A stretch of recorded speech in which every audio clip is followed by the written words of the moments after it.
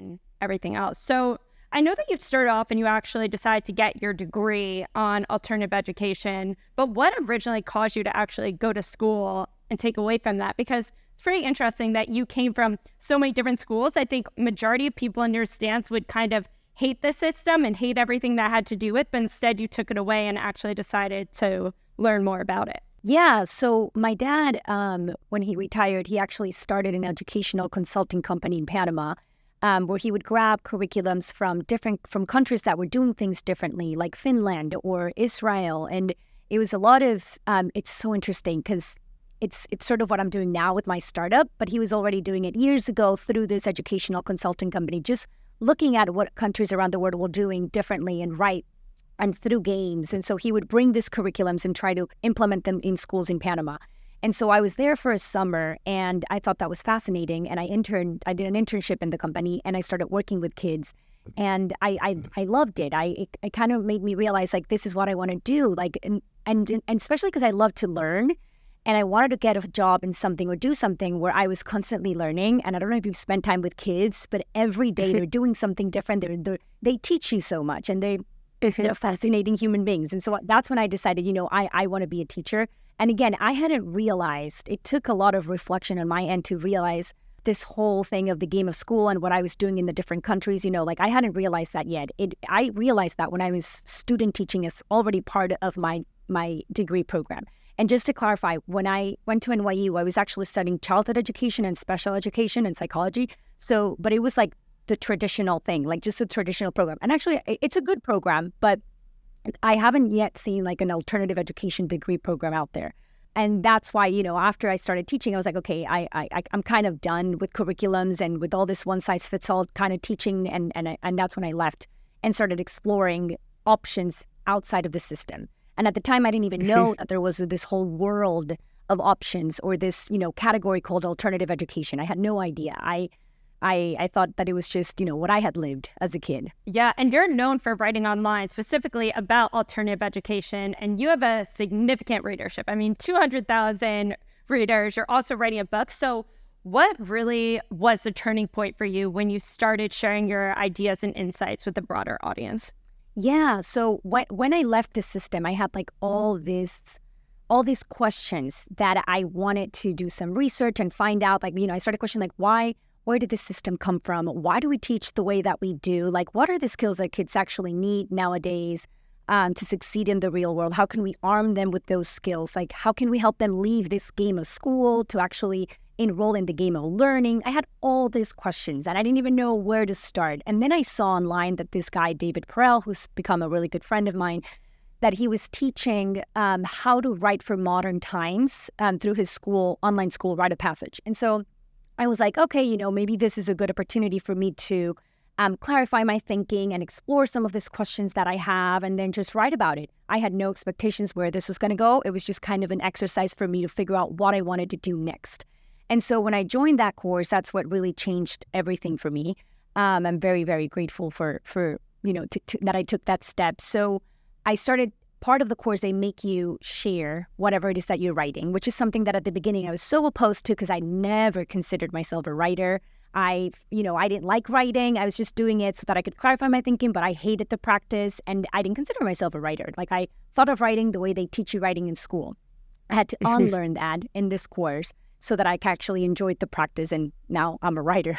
And so when I started to share forcefully these things, they made you start a newsletter. And I was like, who's going to subscribe to this newsletter? My mom, my dad, that's it.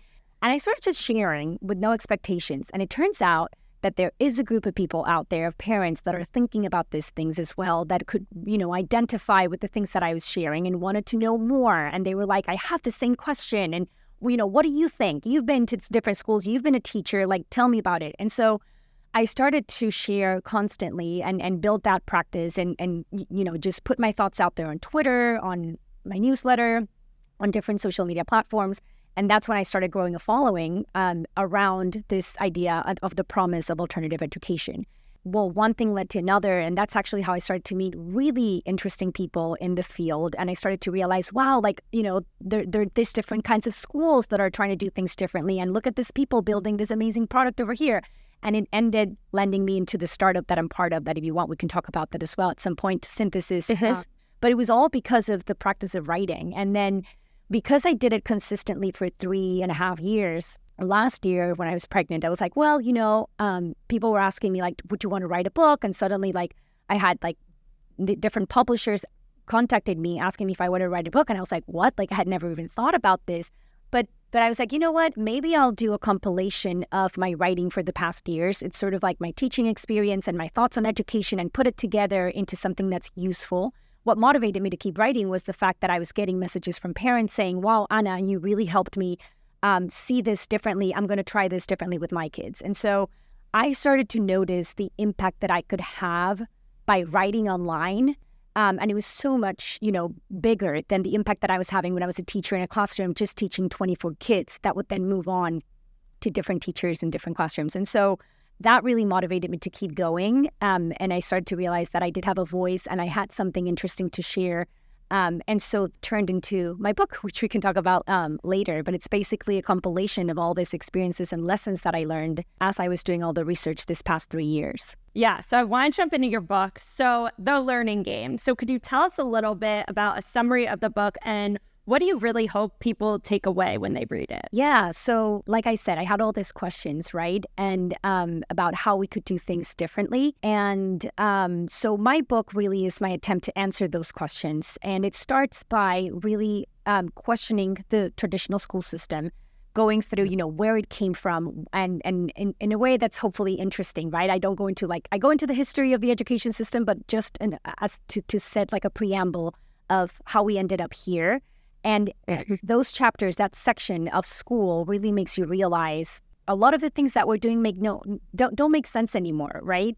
And there is a better way forward. And so hopefully I convince you in those sections that that we should be doing things differently. And then it goes into how kids really learn and how kids think, and sort of the things, a lot of lessons that we need to unlearn from school that have been engraved in our mind for so long. Like, for example, this fear of failure and of making mistakes. Like, this is something that is, we need to get over and we need to forget in order for us to keep progressing and come up with things that are going to be better for our future, right? So a lot of lessons that we need to unlearn. And then it goes into the game, the role that games play in learning. And I also go into video games, I go into actual games, but just the role and the importance of injecting that element of fun in the learning process. And then I go into some mental models for parents of things that they can do at home, and things that, if you can't pull your kid out of school, what are the things that you can do to ensure that you are helping them succeed and be happy in the future. And I also go into different options, alternative education options for students. And hopefully what you get out of this book is ideas to design a new learning game for your kid that works for your family, and tools and techniques to prepare kids for the real world, considering that they're not really learning that in school. So that's kind of the overarching ideas of the book. The way that I write is that I love to read and learn about things outside the education world. So from the worlds of finance and sports and entertainment. And then I find what's best out there, and then I bring it back to kids and relate it to kids. And so a lot of the strategies and the things that you will read in this book are actually applicable for adults as well. But I just kind of bring it down to kids. And so hopefully, the audience is anyone interested in learning, in unlearning, and in what it is that we need in order to be successful and happy individuals in this world that's constantly changing. And I also talk about what I think the future of education will be and will look like. And so hopefully, yeah. Can you give us a hint?